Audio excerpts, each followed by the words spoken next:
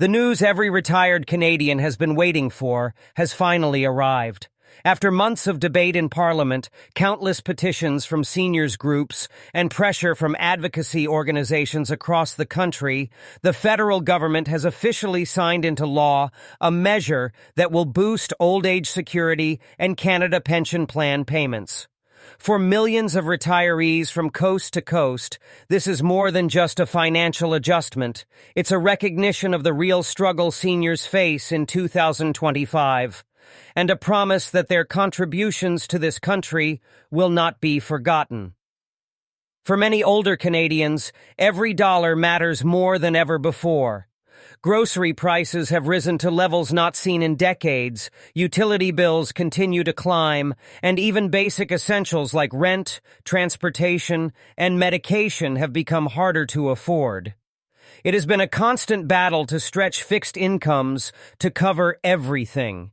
That's why the announcement of an official increase to OAS and CPP is being celebrated as a long overdue lifeline.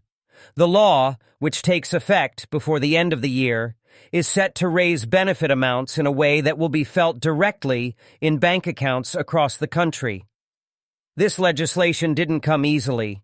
Over the past year, seniors have been vocal about the fact that cost of living adjustments, while helpful, have not kept pace with reality. Inflation outpaced pension increases almost every quarter, leaving many retirees falling behind. The pressure intensified as reports showed that food insecurity among seniors was on the rise, and more Canadians over 65 were returning to part-time work just to make ends meet. The stories shared at town halls, in letters to MPs, and across social media painted a clear picture. Without a meaningful boost to pensions, the country's most vulnerable citizens would continue to struggle in silence. Now that the bill has been signed, the question everyone is asking is, how much more will you get? The short answer is, it depends on your current benefits, your age, and in the case of CPP, your lifetime contributions. The old age security boost is straightforward. For those aged 65 to 74, the monthly OAS payment will rise by approximately $65 on average, with full benefit recipients seeing their payments climb from roughly $734 to about $790 per month. For seniors aged 75 and over, the increase will be even greater. Their current maximum payment of about $808 will rise to just over $880 per month.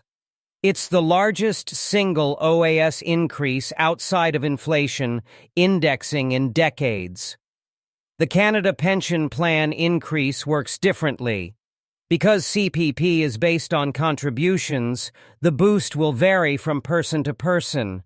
The new law includes an across-the-board percentage increase, meaning that most CPP recipients will see between 4% and 7% added to their current monthly payments. For the average senior currently receiving around $845 a month, that means an increase of roughly $50 to $60 each month. For those receiving the maximum CPP amount of about $1,433, the jump could be close to $100 monthly. While it may not sound dramatic, over the course of a year, these changes will add hundreds, and in some cases, over $1,000, to seniors' annual income. One of the biggest concerns among retirees before this bill was passed was whether any increase would be eaten away by inflation.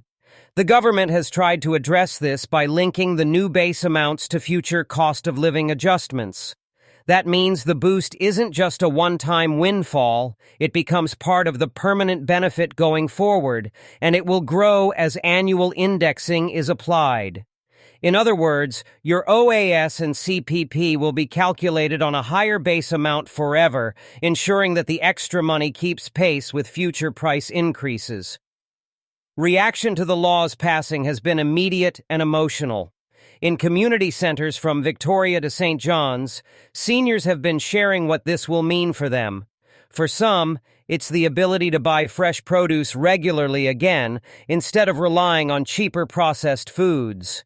For others, it's the chance to pay for better heating through the winter without having to choose between warmth and groceries. And for many, it simply means breathing room, a little less anxiety every time the bills arrive in the mailbox. Financial planners have already started advising clients on how to make the most of the new payments. For retirees who can afford it, some are suggesting using part of the increase to pay down small debts faster, reducing interest costs. Others are recommending that seniors set aside a portion of the extra funds in a savings account for unexpected expenses, like home repairs or medical costs.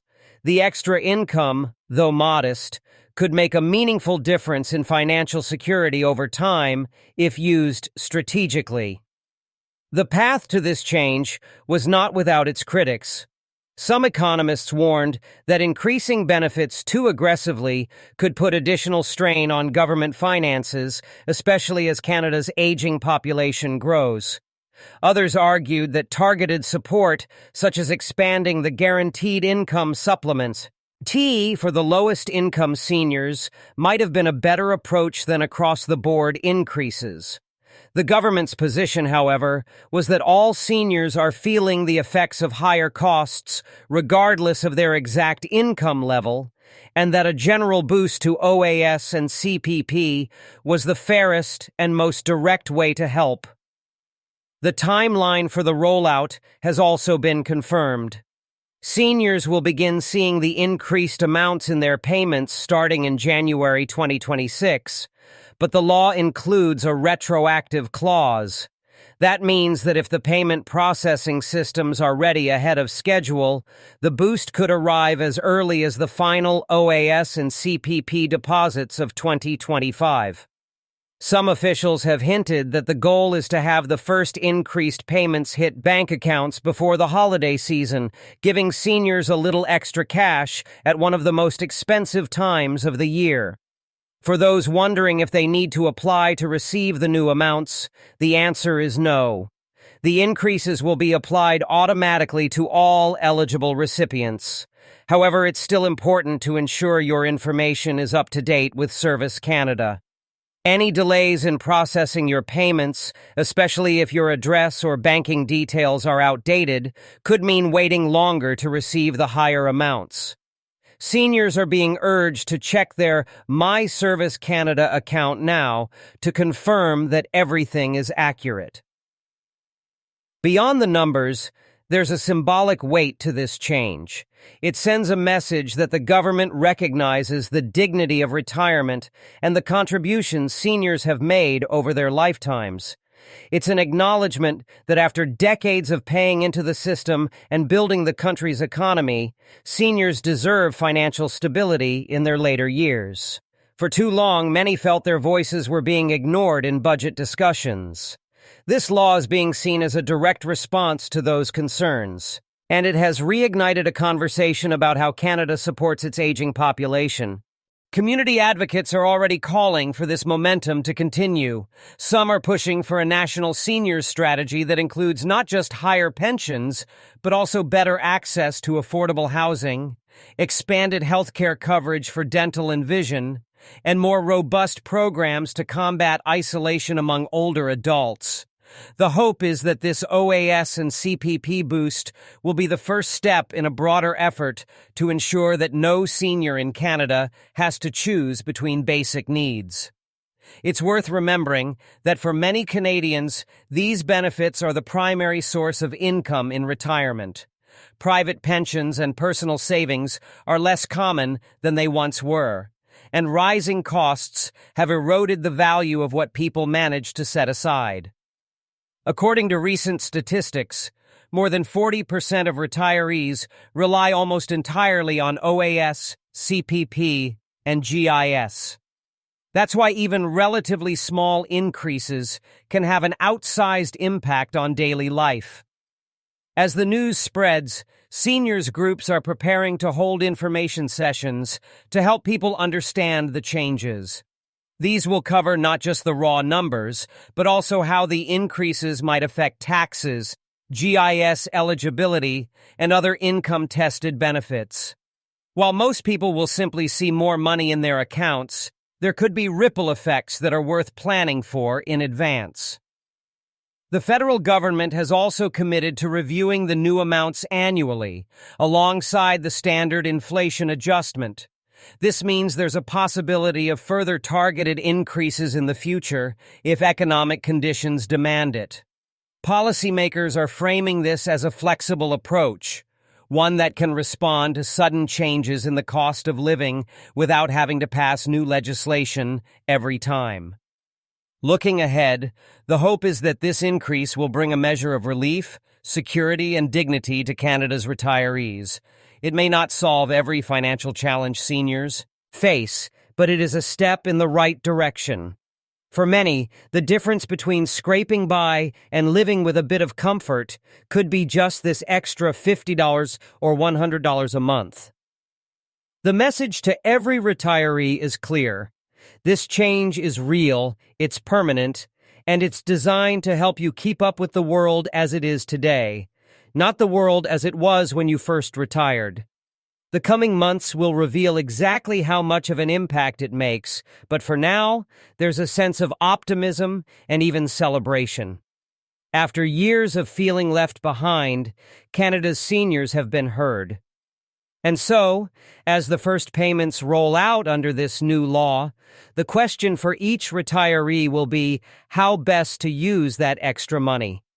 Whether it's for healthier food, a bit more heat in the winter, or simply a modest treat you've been putting off, the choice is yours. What matters most is that this is money you've earned through decades of work, contributions, and building this country. Now, finally, the system is giving something back in a way you can truly feel.